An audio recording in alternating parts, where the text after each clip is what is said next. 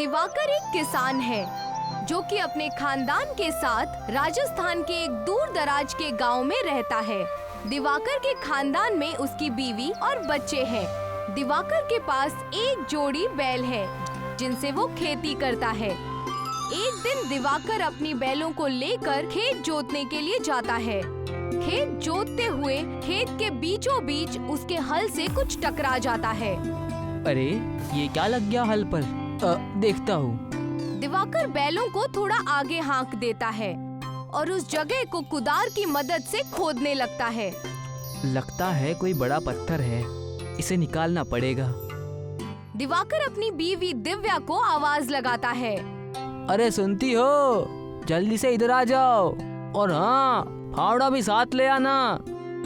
दिव्या फावड़ा लेकर दिवाकर के करीब पहुंचती है। क्या हुआ जी? बीच खेत में पत्थर है, इसे निकालना पड़ेगा, नहीं तो हल इसमें फंसकर टूट जाएगा। चलो खोदते हैं। दिवाकर और उसकी बीवी दिव्या दोनों मिलकर चारों ओर से खोदने लगते हैं। मुझे तो ये कोई और ही चीज लगती है। जो भी हो, इसे निकालना तो पड़ेगा ही। कुछ वक्त खोदने के बाद दिवाकर और उसकी बीवी उस गड्ढे में से एक मशीन को निकालते हैं। ये तो घास काटने वाली मशीन है। हाँ, पर ये यहाँ खेत में कहाँ से आ गई? जहाँ से भी आई हो, हमें क्या लेना देना, इसको रहने दीजिए और आप खेत जोतिए। सूरज सर चढ़ रहा है, बाद में धूप तेज हो जाएगी तो गर्मी की वजह से काम करना मुश्किल हो जाएगा। सही कहा तुमने। वैसे भी यह मशीन हमारे किसी काम की नहीं। तुम्हारे हाथ किसी मशीन से कम है क्या? दिवाकर उस घास काटने वाली मशीन को खेत के किनारे झाड़ियों में फेंक देता है। ये दोनों घर जाते हैं। कुछ दिन बीत जाने के बाद दिव्या की तबीयत खराब हो जाती है। मेरी तबीयत कुछ ठीक नहीं है, आप जाकर बैलों के लिए चारा ले आइए। ठीक है, तुम आराम करो, मैं फसल काट कर लाता हूँ। दिवाकर खुरपी लेकर जाता है और उसकी मदद से घास काटने लगता है। घास काटते काटते दिवाकर का हाथ कट जाता है और उससे खून बहने लगता है। अरे, ये तो मेरा हाथ ज्यादा ही कट गया। अब मैं बैलों के लिए फसल कैसे काटूंगा? दिवाकर कुछ देर सोचता है और झाड़ी में जाकर उस घास काटने वाली मशीन को लेकर आता है। अरे, ये मशीन कब काम आएगी? इसी से घास काटता हूँ। दिवाकर मशीन से घास काटने लगता है, पर जैसे ही वो घास काटता है, कटने के बाद वो हरी घास सोने की हो जाती है। ये देखकर दिवाकर चौंक जाता है और खुश हो जाता है। अरे वाह, सोने की घास! लगता है ये कोई जादुई मशीन है। जैसे ही दिवाकर घास को उठाने के लिए नीचे झुकता है, मशीन बोलने लगती है। रुक जाओ किसान, ये जो तुम सोने की घास देख रहे हो, वो सब एक वहम है। दूर रहो इन सब से। जो भी हो, है तो सोना ही ना। अरे वाह, ऐसे तो मैं सारी घास को सोने में बदल दूंगा और अमीर बन जाऊंगा। ऐसा मत करो किसान, तुम्हें इस लालच की बहुत बड़ी सजा भुगतनी पड़ सकती है। चाहे कुछ भी हो जाए, अमीर बनने के लिए मैं कोई भी कीमत चुका सकता हूँ। दिवाकर उस मशीन को उठाता है और घास काटना शुरू कर देता है। वो जैसे जैसे घास काटता है, कटने के बाद वो घास सोने में बदल जाती है। मशीन किसान को रोकने की बहुत कोशिश करता है। तुम्हें पता है, इसी लालच के चक्कर में बहुत से लोगों की जिंदगी बर्बाद हो गई, और इसी वजह से एक होशियार आदमी ने मुझे उस जमीन में दफना दिया था ताकि मैं और लोगों की जिंदगी बर्बाद न कर सकूं। पर मुझे लगता है कि मेरी जिंदगी अब बदलने वाली है। पैसा आ जाएगा तो जिंदगी बर्बाद कैसे होगी? समझने की कोशिश करो किसान, बाद में बहुत पछताओगे। दिवाकर मशीन की कोई भी बात नहीं सुनता और घास काटना चालू रखता है। वो पूरे खेत की घास काट लेता है और सोने की घास को इकट्ठा करके अपने गोडाउन में रख लेता है। दूसरी ओर भूख से दिवाकर की बैलों का बुरा हाल हो जाता है।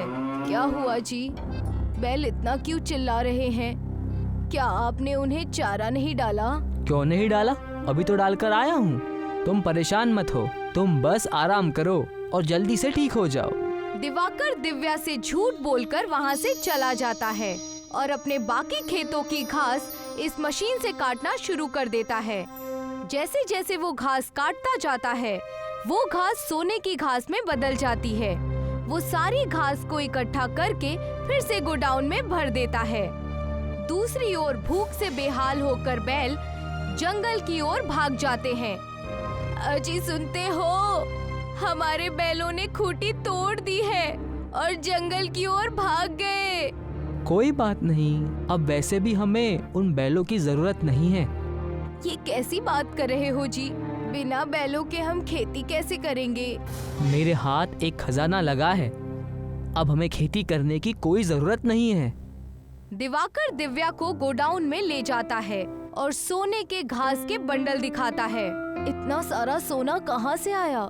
वो जो घास काटने वाली मशीन है ना, उसमें घास काटने पर सारी घास सोने में बदल जाती है। देखना, इसे बेचकर हम अमीर हो जाएंगे। दिवाकर गांव में जाता है और किसानों को अपनी इस मशीन के बारे में बताता है। देखो भाइयों, मेरे इस मशीन से घास को सोने में बदला जा सकता है। अगर आप लोग मेरी मदद करेंगे तो मैं आप सबके खेतों की घास को सोने में बदल दूंगा, जिससे आप सभी लोग अमीर बन जाएंगे। पर इसमें हमारा क्या फायदा होगा? जो भी घास सोने में बदलेगी उसका आधा हिस्सा तुम रख लेना और आधा हिस्सा मैं रख लूंगा। यह तो बहुत अच्छी बात है। अब से मैं अपने खेतों में फसल बोना छोड़कर उन्हें बंजर छोड़ दूंगा, ताकि उनमें घास उगेगी और हम उसको सोने में बदलेंगे। नहीं, इतना ज्यादा लालच करना भी ठीक नहीं है। इससे हमारी खेतों की फसल पैदा करने की हद खत्म हो जाएगी। जब तुम्हारे पास सोना ही सोना होगा तो फसल का क्या अचार डालोगे? सोना तो होगा, पर खाएंगे क्या? सोना खाकर कोई पेट नहीं भर सकता ना। दिवाकर, राघव और कुछ किसान शिवा की बात नहीं सुनते और अपने खेतों को बंजर छोड़ देते हैं, जिससे कुछ वक्त में उनके खेतों में घास उगाती है और दिवाकर उस मशीन की मदद से उस घास को काटकर सोने में बदल देता है। सभी लोग उस सोने की घास को गोडाउन में जमा कर लेते हैं। भाइयों, जल्दी से चलो, इस सोने को शहर में बेच कर आते हैं, क्योंकि हमारे घर का सारा अनाज खत्म हो चुका है। खाने पीने के लाले पड़े हुए हैं। ठीक है, चलो। सभी लोग गोदाम में आते हैं और देखते हैं कि सोने की घास फिर से सूखी घास बन गई है। ये देखकर सभी लोग मायूस हो जाते हैं। ये क्या? ये तो सूखी घास है। कहाँ है हमारा सोना? तुमने हमारे साथ धोखा किया है। नहीं, मैंने कोई धोखा नहीं किया। लगता है सोने की घास सूखने के बाद फिर से पुराने घास में बदल गई है। हमें तुम्हारी बात माननी ही नहीं चाहिए थी। अब देख लो, तुम्हारी वजह से हमारे खेत बंजर पड़े हैं। हमें शिवम की बात मान लेनी चाहिए थी। देखो, लालच करने का हमें ये नतीजा भुगतना पड़ रहा है। चलो यहाँ से और अपने खेतों को फिर से जोतना शुरू करते हैं। सारे किसान अपने बंजर पड़े खेत को फिर से जोतना शुरू करते हैं। चलिए जी, हम भी अपने बैलों को वापस ले आते हैं। दिव्या और दिवाकर दोनों जंगल से बैलों को वापस ले आते हैं और बंजर पड़े खेतों को जोतने का काम शुरू कर देते हैं। मुझे माफ कर दो दिव्या, लालच में आकर मैंने तुम्हें और सभी लोगों को काफी परेशान किया। अब से मैं कभी भी लालच नहीं करूँगा। कोई बात नहीं जी, इससे हमें सबक तो सीखने को मिली। दिव्या और दिवाकर दोनों मिलके उस मशीन को जंगल में ले जाकर जमीन के बहुत अंदर गाड़ देते हैं और घर आकर खेती बाड़ी का काम शुरू कर देते हैं। दोनों अपनी पुरानी जिंदगी फिर से खुशहाली से जीने लगते हैं। सीतमपुर नाम के एक गांव में श्याम रहता था। बचपन से ही यतीम और गरीब होने की वजह से वो बेचारा 10वीं तक भी तालीम नहीं हासिल कर पाया। जब भी बचपन में श्याम स्कूल जाने की कोशिश करता, उसे पैसों और किताबों के न होने की वजह से स्कूल से निकाल दिया जाता। तालीम की ख्वाहिश हमेशा से ही थी और कुछ न कुछ सीखने की उसे हमेशा ख्वाहिश रहती। इसलिए बचपन से ही हमेशा किसी न किसी से कुछ न कुछ सीखता ही रहता। वक्त बदल गया था और श्याम थोड़े थोड़े काम कहीं न कहीं कर लिया करता। कभी किसी लाइब्रेरी में तो कभी किसी अखबार के दुकानों में। क्या सैम भैया, कहाँ चल दिए? चलो हमारे साथ, हम क्रिकेट खेलने जा रहे हैं। आ जाओ, मजे करेंगे। अरे नहीं भाई, मैंने अखबार पढ़ना चालू कर दिया है। वहीं जा रहा हूँ। पढ़ने लिखने से किसी का भला हुआ है? बताओ। ये बात तो ऊपर वाला जाने, मुझे तो मजा आता है, इसलिए मैं जा रहा हूँ। श्याम हमेशा की तरह अखबार पढ़ने हर सुबह घर से निकल जाता। दिन के 3 घंटे वो अखबार पढ़ने में ही लगा देता। पूरे सीतमपुर में सबसे ज्यादा जानकारी श्याम को ही थी, चाहे वो पॉलिटिक्स से रिलेटेड हो या शेयर मार्केट से या फिर देश विदेश की खबर। उनके सामने ग्रेजुएट लड़के भी फेल थे। एक बार अखबार में खबर छपी थी शेयर मार्केट और धंधे के अन्य चीजों की। उसने आओ देखा ना ताओ और पूरे शेयर मार्केट की रिसर्च कर ली। क्या बात है, आजकल कहाँ मगन घूम रहे हो? पूरे शहर में चर्चा हो रही है तुम्हारी कि सबसे होशियार तुम ही हो। अरे दिनेश भैया, आप कैसे हैं? मैं आपसे कितने दिनों बाद मिल रहा हूँ। आप सरकारी बैंक का एग्ज़ाम दे रहे हैं ना? हाँ ये तो है, दे तो रहा हूँ, लेकिन मुझे समझ नहीं आ रहा कि एग्ज़ाम होगा कब। कुछ घोषणा हो ही नहीं है। हो गई है भैया, अगले महीने सरकारी बैंकों का एग्ज़ाम होने वाला है। कल के ही अखबार में आया था, मैंने कल ही इसके बारे में पढ़ा था। मैं भी इस बारे में पता करता हूँ और अखबार पढ़ना शुरू कर देता हूँ।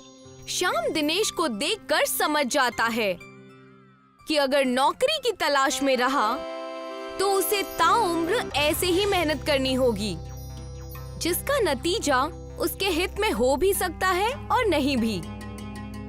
एक दिन सुबह अखबार पढ़ते वक्त उसने देखा कि एक चाय पत्ती की कंपनी डूबने वाली है। जिस किसी को भी धंधे का इल्म हो वो उनसे जुड़कर कंपनी को ठीक कर दे और आधा मुनाफा ले ले। अखबार पढ़कर कई लोग उस चाय पत्ती की कंपनी में जाते हैं। श्याम के कम पढ़े लिखे होने की वजह से और बेकार कपड़ों की वजह से वहीं लाइन में खड़ा एक आदमी कहता है, यहाँ सिर्फ पढ़े लिखे लोगों का ही काम है, बेकार में उनका समय बर्बाद ना करें और यहाँ से चले जाएं। क्या तुम मेरी बात कर रहे हो? क्या मेरे कपड़े देखकर? कपड़े और हुलिये की वजह से कुछ होता तो तुम्हें कैसे अंदर आने दिया? मैं यही नहीं समझ पा रहा हूँ। चुपचाप खड़े रहो लाइन में और अपना काम करो। धीरे धीरे शाम हो जाती है और कई लोग इंटरव्यू में फेल हो चुके होते हैं। सिर्फ 2 बचते हैं और अंत में श्याम अंदर इंटरव्यू देने जाता है। आओ अंदर आओ, अपना बायोडेटा लाए हो ना? जी हाँ, ये लीजिए। लेकिन इसमें तो कोई खास जानकारी नहीं है, बस नाम और पता है।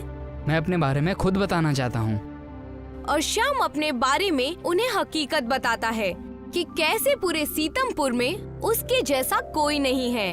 उसे सारी जानकारी अखबार पढ़ने की वजह से होती है। अगर तुम्हें इतनी ही जानकारी है तो बताओ हमारी कंपनी कैसे बचेगी और हमें ऐसा क्या करना होगा। श्याम उन्हें उनकी कंपनी के कुछ कायदे और कानून बदलने की सलाह देता है। साथ ही उन्हें नए कर्मचारी जिनके पास नई टेक्नोलॉजी और नए स्किल्स हो उन्हें कंपनी में लेने की सिफारिश करता है। हमें सबसे पहले इसका विज्ञापन करना होगा अखबारों द्वारा। हर गांव कस्बे में टीवी ना होने के कारण हमारे बारे में ज्यादातर लोगों को नहीं पता, लेकिन अखबार ऐसी चीज है जो सब पढ़ते हैं। गांव कस्बे का हर इंसान इसे पढ़ता है। उनके दिन की शुरुआत ही अखबार से होती है। तुम्हें नहीं लगता कि ये बहुत छोटी सी बात है? इसे तो हम कर ही देंगे। और असम से चाय की पत्ती मंगवानी होगी, ना कि नेपाल से। अगर हम अपने देश से खरीदेंगे तो हम कई सारे टैक्स और पैसे बचा लेंगे। इस तरह से तो हमने कभी नहीं सोचा। जो हम सब मिलकर नहीं कर पाए वो तुमने अकेले ही कर दिया। मैं चाहती हूँ कि तुम हमारी कंपनी का हिस्सा बनो और अच्छे पोस्ट पर ज्वाइन करो। तुम कल से ही हमारी कंपनी ज्वाइन कर सकते हो। श्याम की मेहनत रंग लाई। जो चाय पत्ती की कंपनी डूबने वाली थी वो अब संभल चुकी थी, बस श्याम के दिमाग की वजह से। श्याम ने कंपनी को जीरो से हीरो बना दिया। श्याम की कड़ी मेहनत और लगन से चाय पत्ती की कंपनी जो अपना अस्तित्व खोने की कगार पर थी वो दिन ब दिन बेहद बड़ी होती गई। देखते ही देखते 2 साल बीत जाते हैं और पूरे देश में श्याम के चाय पत्ती की कंपनी नंबर 1 बन जाती है। कंपनी की मालकिन श्याम को कंपनी का CEO घोषित कर देती है और एक भरी महफिल में श्याम को सम्मानित करने का फैसला करती है। आज मैंने आप सबको यहाँ इसलिए बुलाया है ताकि आप लोगों को एक शख्स से मिला सकूं, जिसकी वजह से हम सब यहाँ पर मौजूद हैं, मिस्टर श्याम। आज इनकी ही बदौलत हमारी चाय पत्ती की कंपनी इतनी बुलंदियों पर है। इनका मैं तहे दिल से शुक्रिया अदा करना चाहती हूँ। मिस्टर श्याम, क्या मैं आपसे आपकी कम उम्र में ही इतनी सफलता का राज पूछ सकता हूँ? जी बिल्कुल, मेरे हाथों में सोने का अखबार लग गया था, इसलिए मैं इतना कामयाब हूँ। सोने का अखबार? ये क्या है? हर दिन अगर तुम सारे अखबार पढ़ोगे और उसमें सारी जानकारी है, देश दुनिया की हर एक चीज़, छोटी सी सुई से लेकर हवाई जहाज तक, जो तुम्हें ज्ञान मिलेगा वो किसी सोने या जवाहरात से कम नहीं है। असली ज्ञान वही है। इसलिए मैं सभी से निवेदन करना चाहता हूँ कि सोने का अखबार आप भी पढ़ें, यानी हमेशा अखबार पढ़ें और अपने लक्ष्य का पीछा ना छोड़े। श्याम की बातें सुनकर सभी तालियां बजाने लगते हैं और खड़े होकर श्याम का सत्कार करते हैं। श्याम अपनी मेहनत से बहुत बड़ा आदमी और बहुत बड़ी कंपनी का CEO बन जाता है। श्याम को देखकर नई पीढ़ी के बच्चे उससे तालीम लेते हैं और श्याम की बेहद इज्जत और सत्कार करते हैं। एक गांव में एक गरीब दूध वाला रहता था। उसके पास एक गाय थी और वो उसी गाय का दूध बेचकर अपने परिवार को पालता था। जय हो गाय माता, उठ गई। दूध वाला गौशाला से गाय को चारा ला कर देता है और गाय रम्भाने लगती है।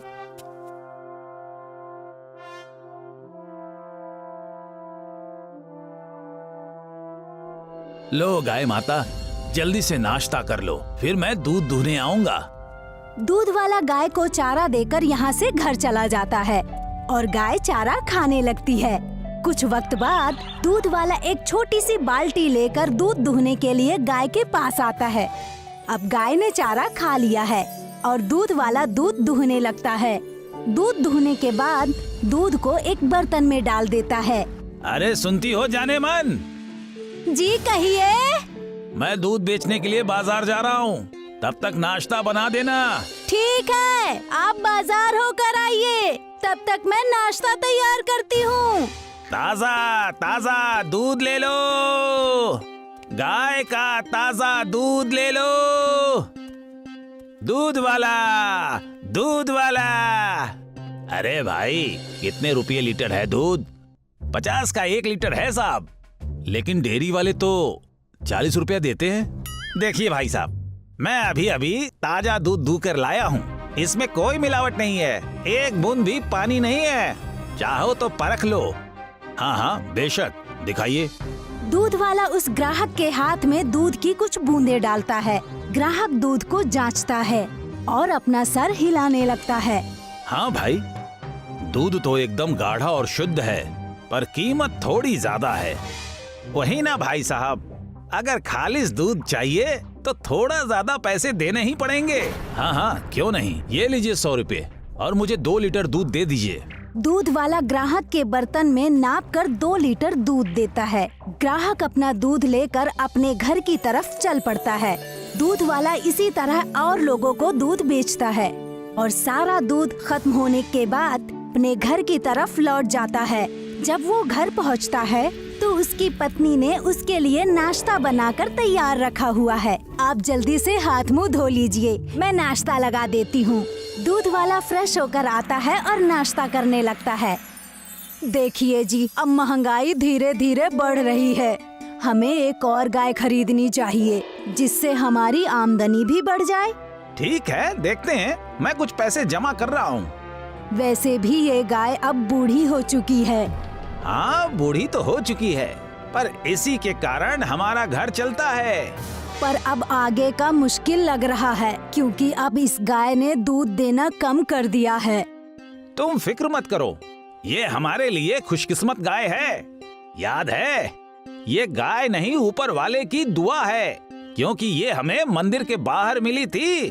देखिए जी, अब तो ये गाय ठीक से 2 लीटर दूध भी नहीं देती। हाँ, गाय ने दूध देना कम तो कर दिया है, पर इसमें हम कर भी क्या सकते हैं। अब इसे बेच दीजिए। पर कोई भी इस बेचारी बूढ़ी गाय को खरीद के करेगा क्या? ठीक है, किसी से पूछ कर देखता हूँ, कोई खरीद ले तो अच्छा है। दूध वाला गांव में जाकर एक आदमी से पूछता है, भाई किसी को गाय चाहिए होगी तो बताना, मैं अपनी गाय बेच रहा हूँ, कितने में दे रहे हो? मुझे भी एक गाय की जरूरत है। देखो भाई, मैं झूठ तो नहीं बोलूंगा, मेरी गाय बूढ़ी हो चुकी है और दूध भी कम देती है, इसीलिए मैं 1000 रुपए में ही दे रहा हूँ। ठीक है, ये सौदा मुझे मंजूर है। वो आदमी दूध वाले को 1000 रुपए देकर उससे गाय ले लेता है और गाय को लाकर अपने गौशाला में खूंटी पर बांध देता है। अब मैं भी दूध बेचकर पैसे कमाऊंगा। वो आदमी गाय को खाने के लिए चारा डालता है। जल्दी जल्दी खाओ, फिर दूध भी तो दूना है। चारा खत्म होने पर वो आदमी गाय से दूध दूहने लगता है। अरे ये क्या, इसने तो सिर्फ 1 लीटर ही दूध दिया है, ऐसे में कैसे काम चलेगा? वो आदमी दूध में कुछ पानी मिलाता है और उसे बेचने बाजार चला जाता है। दूध ले लो, ताजा ताजा दूध, दूध ले लो, ताजा ताजा दूध। भाई साहब, 1 लीटर दूध दे दीजिए। वो आदमी ग्राहक को 1 लीटर दूध देता है। सारा दूध बेचने के बाद वो आदमी घर आता है। शाम को जब वो दूध दूहने के लिए जाता है तो इस वक्त गाय 1 लीटर ही दूध देती है। ये क्या, सिर्फ इतना ही दूध? ऐसे तो काम नहीं चलेगा। वो आदमी गाय को डंडे से पीटने लगता है, जिससे गाय जोर जोर से रम्हाने लगती है।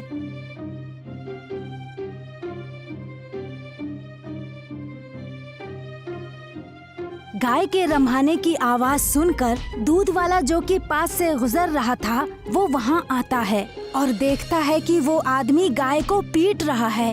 अरे भाई, ये क्या कर रहे हो? गौ माता पर इतना जुल्म करना ठीक नहीं। अरे ये गाय मेरी है, मैंने 1000 रुपया देकर तुमसे खरीदा है, अगर दूध नहीं देगी तो डंडे तो खाएगी ना। ये ठीक नहीं है भाई, मैं ये सब होते हुए देख नहीं सकता। ये लो अपने 1000 रुपए और मेरी गाय वापस दो। दूध वाला उस आदमी को उसके पैसे देकर अपनी गाय वापस ले लेता है। देखो जाने मन, उस आदमी ने बेचारी गाय को मार मार कर क्या हाल कर दिया है। पता नहीं कैसे कैसे लोग रहते हैं दुनिया में। अब कुछ भी हो जाए जी, इसे नहीं बेचेंगे। हाँ, इस गाय ने बुरे वक्त पे हमारा साथ दिया है और अब जब ये बूढ़ी हो गई है तो हम इसे किसी के हाथों में सौंप नहीं सकते। दूध वाला गाय को चारा देता है और वो दूध दोहना शुरू करता है। रात को जब वो दूध हांडी में रखता है और अगले दिन देखता है कि दूध सोने की जम गई होती है। ये देखकर दूध वाला बेहद खुश हो जाता है। अरे देखती हो, ये तो सोने की दही है। हाँ, ये तो गौ माता की दुआ है। दूध वाला उस हांडी को लेकर सुनार के पास जाता है। ये कितने की बिकेगी? मैं इसके 5000 दे सकता हूँ। आप दही रख लीजिए, मगर मुझे हांडी वापस चाहिए। सुनार सोने की दही ले लेता है और हांडी और 5000 रुपए दूध वाले को दे देता है। अब दूध वाला जब भी गाय से दूध दुहता है तो उसे हांडी में रखता है और अगले ही दिन उसमें सोने की दही जम जाती है, जिसे बेचकर दूध वाला अमीर बन जाता है और बहुत सारी गाय खरीद लेता है।